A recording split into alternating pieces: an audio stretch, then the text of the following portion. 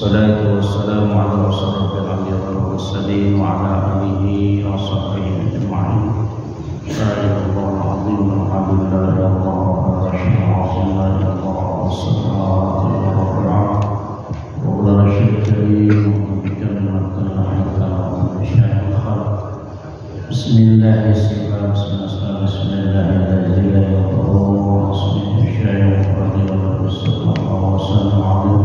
Bismillahirrahmanirrahim. Shalli ala sayyidina Muhammad. Ikhwatilah jamaah Masjid Ukhuwah Islamiyah Allah Subhanahu wa taala. Alhamdulillah pada siang hari ini Allah memberikan kita kesehatan dan kekuatan untuk sama-sama menjalankan salah satu kewajiban kita, yaitu sholat zuhur berjamaah. Salawat dan salam semoga terlimpah kepada junjungan Nabi Muhammad sallallahu alaihi wasallam, pada keluarganya, para sahabat, para tabi'in, para ulama, semoga kita sebagai umat yang istiqomah menjalankan nabi rasul-rasul yang rabbal alamin. Jamaah rahimahullah,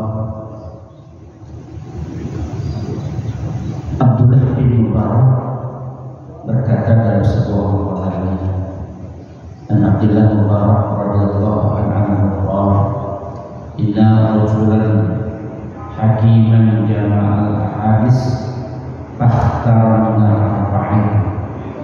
Sesungguhnya seorang laki-laki dengan gelar hakim telah mengumpulkan hadis dan memelihnya hingga 40 hadis. Ala bintul mahtara minna arba'a mi'atin mahtara minna arba'in. Kemudian dipilihnya lagi hingga menjadi 4000 hadis.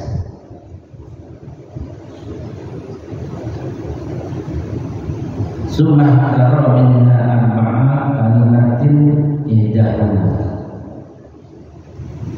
la tasibqana bimra'atin ala kulli halin wa ala saniyatun la taqtarana bil mali ala kulli halin wa salisun la tahmil ma'iddata ma la tutiquhu wa rabi'atun la tajma' min al-ilmi ma la yanfa'uka. Kemudian dari 40 hadis itu lalu dipilih lagi menjadi 400 hadis, dan jumlah itu dipilih lagi dari menjadi 42 hadis, dan terakhir dipilih lagi hingga tinggal 5 kali. Apa yang disampaikan dalam nasihatnya dari seorang ini yang disampaikan oleh Abdullah bin Mubarak? 4 nasihatnya ini adalah sakinu bi amra'atin ala kulli hadin. Jangan merasa aman terhadap istrimu dalam segala hal. Ya. Jadi tidak boleh seorang laki-laki, seorang imam itu ya totalitas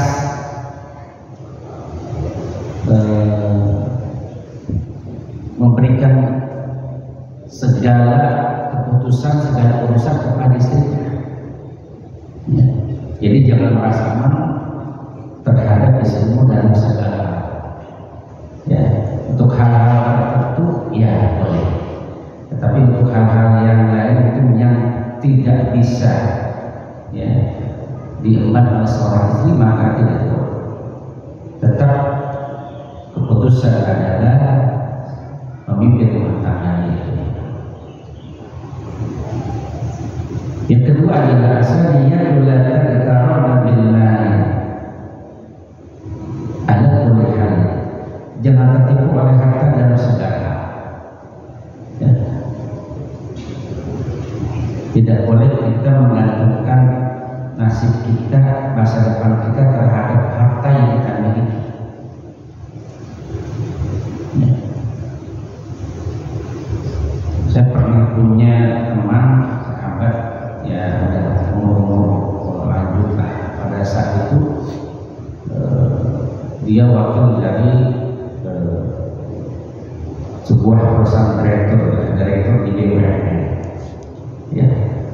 semua perusahaan dia yang menentukan, perjalanan dinas dia menentukan, sampai hal-hal yang sifatnya detail untuk keperluan para pejabat mendapat tunjangan itu dia menentukan.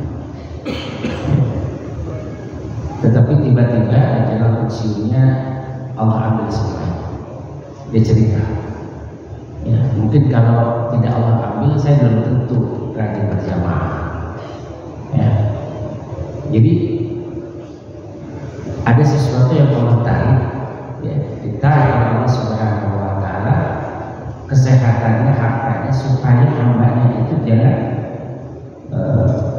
ikat, kupur ikat.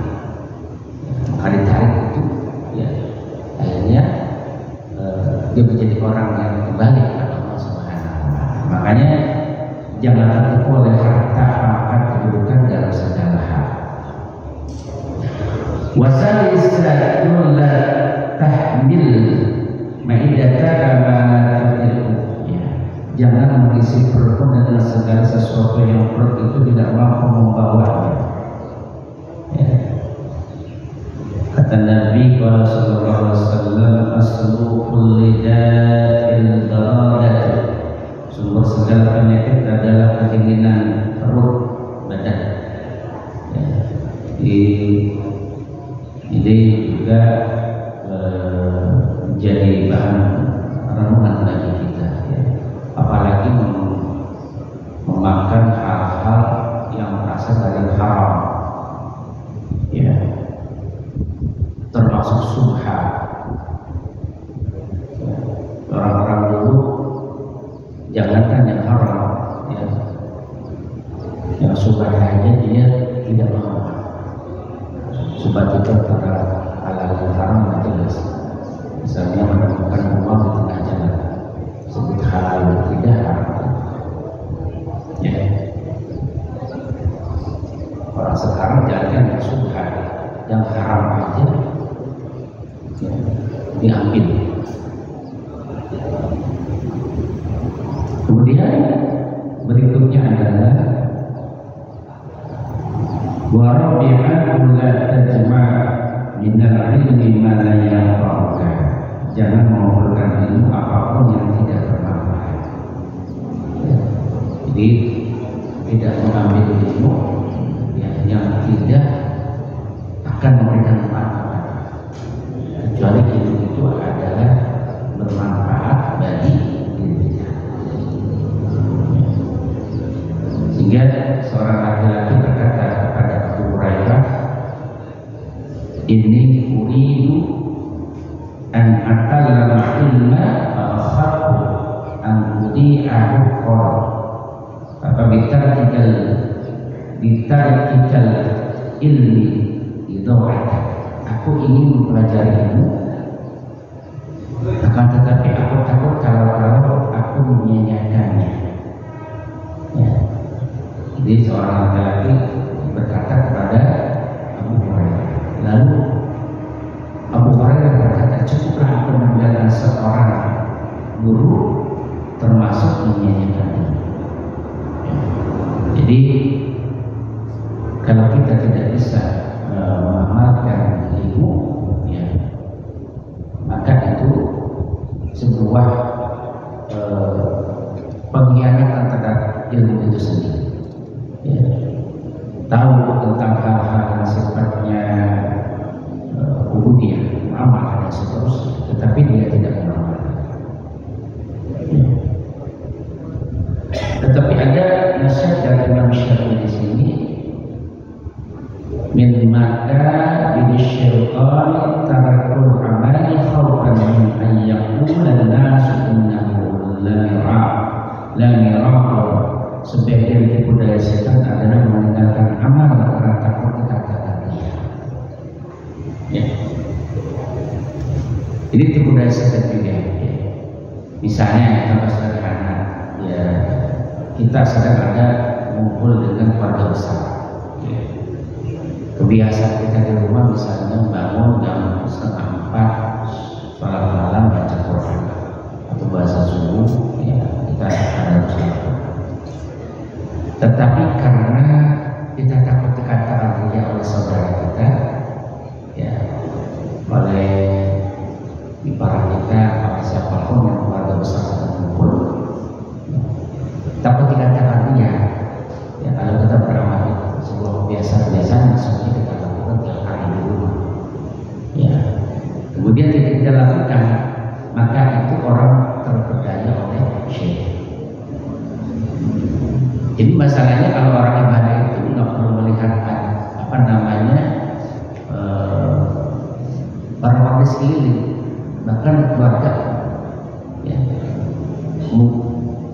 salat ada yang melihat atau tidak melihat, ya, tujuan kita adalah marhatillah. Alam yang ladina amanu asyadu zikrillah. Ya. Mukhlisina lahu din. Ya. Itu kala atau kebalikan, tatkala ramai berkumpul orang-orang, ya, kita rajin ibadah. Tetapi tatkala kita pergi ke suatu tempat hanya dengan keluarga atau bahkan menyendiri, ya, malas, ya, untuk melakukan ibadah, itu belum disebut orangnya dikatakan mukhlisi, ya, karena ada intik-intik, ada sesuatu di luar daripada itu, ada tujuan. Ya, dari duha misalnya kan, berdoa niatnya agar Allah memberikan kelapa rezeki yang banyak untuk kita dan keluarga. Ya, itu kan transaksional dengan Allah, atau sholat malam atau baca Quran. Karena ada sesuatu target, ada sesuatu capaian-capaian yang belum kita bisa raih, yang menduduki posisi tertentu dalam sebuah kementerian atau sebuah organisasi atau apa, ya. Maka tatkala sudah Allah berikan, lupa. Nah, ini kan transaksional dengan Allah Subhanahu wa Ta'ala. Ya. Jadi nasihat Imam Syafi'i tadi, sebagian tipu daya setan adalah meninggalkan amal karena mereka itu takut kegagalan. Orang berzikir jama'i, ya, kemudian takut dikatakan gila, ya, dia tinggalkan itu zikir, ya, jama'i, ya, maka dia telah tertipu daya. Bukan terlalu kamu banyak ya majelis-majelis zikir itu kan, bahkan pakai kata sholat. Biarkan saja, urusan kita dengan Allah, bukan urusan lagi dengan manusia. Terakhir, Imam Syafi'i juga dalam sebuah nasihat mengatakan, man ta'allama al-Qur'an wujuban qiyamatuh, wa man ta'allama al-fiqh tubla qadaruhu, wa man kataba al-haditha qawmit hujaduhu, wa man ta'allama risala yajalu ra'yuhu, wa man ta'allama al-arabiyyata raqqa tabuhu, wa man ta'allama yasun nafsahu lam yanqaw ilmu. Barang siapa yang mempelajari Al-Quran, maka besarlah nilainya. Ya, Al-Quran itu adalah huda, petunjuk bagi manusia, dan ini adalah mujizat terbesar yang diberikan Allah kepada baginda Rasulullah SAW. Kita sedikit bahas tentang bagaimana mujizat Al-Quran. Yang pertama, susunan bahasanya sangat indah, puitis, dan tidak ada yang menandingi dari susunan bahasa. Sejak diturunkan Al-Quran kepada baginda Rasul, tidak ada satupun ilmuwan profesor dari manapun yang mampu menandingi daripada keindahan bahasa Al-Quran. Kemudian kebenaran akan janji dan ancaman-ancaman yang dikabarkan oleh Al-Quran itu mengandung kebenaran. Ya. Yang ketiga, tidak pernah bosan membaca. Ya. Saya belum pernah mendengar ada orang saya malas membaca surat Waqiah, malas membaca surat Al-Duha dan seterusnya. Ya, tidak pernah bosan. Orang membaca Al-Quran itu tidak pernah bosan. Ya. Walaupun masih dalam tahapan orang yang sedang belajar. Ya. Jadi meskipun sudah puluhan ratusan bahkan ribuan kali dia menghatamkan. Dan kita kalau Ramadan satu kali khatam gitu kan. Kalau di bulan Suci bulan Ramadan paling setahun sekali. Tapi tidak pernah orang bosan untuk membaca. Itulah mujizat yang Allah berikan. Kemudian beritakan ayat yang terkandung dalamnya adalah hak pasti terjadi dan berakhir di wajah kawan manusia. Ya, itu tidak bisa dipilih. Kemudian berpegang kepada hati mengikutkan musuh. Ya, dan ada dulu cerita Abdul Hab itu terkala dia menghampiri ya rumah baginda Rasul, dia mendengarkan baca itu dan dia sebenarnya secara organik ya tersentuh hati. Ya. Kemudian memenuhi segala kebutuhan manusia. Ya. Apa yang tidak ada dalam Al-Quran tentang kehidupan dunia dan akhirat itu ada di dalam. Kemudian tidak bertentangan dengan aturan-aturan umum yang dipastikan kebenaran. Ya.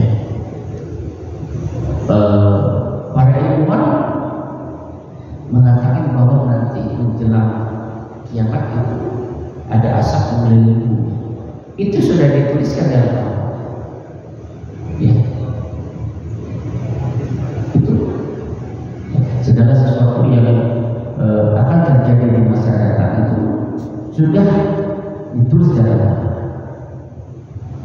Kemudian sifat agung yang tidak mungkin lagi seorang makhluk untuk mendatangkan hal yang seperti itu. Ya. Jadi Al-Quran adalah kalau Allah ya, Buddha yang sifatnya agung, petunjuk yang agung dari Allah Subhanahu wa Ta'ala. Kemudian bentuk undang-undang yang itu lagi sempurna yang lebih setiap undang-undang yang dibuat oleh manusia. Kesepuluh adanya gaya bahasa yang asing yang berbeda dengan semua usul bahasa. Ya, maka kan kalau Al-Quran itu tidak asal kita berhenti ya, untuk misalnya membaca satu ayat itu berhenti aja diatur ya. Di mana harus diwakil dewasa itu diatur ya. Jadi terakhir yang kita sama-sama pahami ya, jutaan orang ya, itu penghafal Al-Quran ya. Tidak ada kitab suci manapun atau tulisan dari ilmuwan manapun ya yang itu dihafal oleh jutaan manusia ya. Tidak ada ya. Makanya kata Allah, inna nahnu nazzalna dzikra wa inna lahu lahafidz. Sesungguhnya kami menurunkan Al-Quran dan kami pula yang menjaganya ya. Siapa yang menjaganya? Ala tahfidz ya. Ahli tafsir, ahli qiraat. Maka tatkala ada orang yang berupaya untuk membelokkan daripada Al-Quran, itu pasti ketahuan ya. Orang hafal surat Ar-Rahman, hafal surat Waqiah, hafal surat Yasin ya. Itulah yang menjaga Al-Quran itu. Dan itu keluarga Allah ya. Ahli tafsir Al-Quran mentafsir penelitian itu ada keluarga dia menjaga Al-Quran ya. Makanya sampai sekarang pun tidak pernah ada orang yang berhasil membelokkan daripada ayat-ayat Al-Quran, karena begitu ada itu langsung ketahuan dan langsung dihapus ya. Ada kan beberapa pernah terbit Al-Quran dari beberapa negara ya, yang menyimpangkan ya makna ayat, bahkan mungkin ayat itu sendiri langsung ya. Itu karena itu para penghafal, pembaca dan pengkaji Al-Quran sejatinya telah menjadi bagian daripada keluarga Allah, menjaga melestarikan kemudian Al-Quran ya. Jadi Al-Quran itu fungsinya adalah huda, kemudian rahmat ya, kemudian syifa, kemudian pembeda furqah ya. Kedua kata Imam Syafi'i itu barang siapa belajar fikih maka berkembanglah ukurannya. Karena kalau belajar fikih ya insya Allah ya kemanapun dia pergi ya Dia tidak ribet. Misalnya Bapak pergi ke menjadi khatib dalam satu tempat, ya Bapak bermadzhab Syafi'i. Oh ini kurang dari 40 orang. Ya, menurut ulama Syafi'i itu tidak memenuhi. Tetapi karena dia ahli, ya dia ambil mazhab yang lain. Mazhab Imam Hambal. Tidak harus 40 orang. Itu kelebihan orang-orang yang ahli fikih seperti itu. Ya, maka berkata ini batas siapa yang mempelajari fikih, ya itu dia berkembang. Ya. Makanya kalau orang hanya belajar satu arah, ya tidak belajar daripada pendekatan lain, ya otaknya hanya segaya. Beda dengan orang-orang yang telah mempelajari berbagai pendapat, ya itu kayak tempayan, ya. Dipenuhi dengan ilmu, ya. Maka tidak kaku, ya tidak kaku. Ya, ada orang mati misalnya kematian, ada tahlilan, jadi dianggap bid'ah, kan itu kan berarti tidak cukup ilmu, ya. Atau malam Jumat orang mengadakan majelis taklim dengan zikir tahlil dan baca yasin juga dikatakan bid'ah, itu kan tidak cukup. Ya, makanya orang yang mempelajari fikih itu akan bertemu dengan Al-Quran. Nah, gitu. Ada orang yang membaca Al-Fatihah, itu kan ada yang diziarahkan, ada yang tidak diziarahkan. Ya. Begitu beda. Ini berbeda dengan belajar. Ya, kenapa dia tidak pernah belajar di sekolah? Makanya kata Imam Syafi'i, barang siapa yang mempelajari fikih maka berkembanglah Al-Quran. Maksudnya pemahaman terhadap syariat ilmu. Ya. Kemudian barang siapa yang menulis hadis maka kuat hujah. Argumennya orang yang biasa menghafal hadis, maka dia akan kuat argumennya. Kemudian barang siapa yang mempelajari ilmu hisab, luaslah pikirannya. Ya, mempelajari ilmu tentang astronomi, ya, perjalanan matahari dan bulan dan seterusnya. Kemudian barang siapa yang mempelajari bahasa Arab maka haruslah tabiatnya. Dan barang siapa yang tidak memelihara dirinya maka tidak akan bermanfaat. Artinya apa? Orang kalau dititipin ilmu dia harus mengedepankan juga akhlak. Ya. Karena di masyarakat itu kita mempunyai ilmu setinggi apapun, kalau akhlaknya tidak dijaga tidak akan dimuliakan. Ya. Innama itu utama yang makhluk. Akhlak itu adalah paling yang terdepan harus.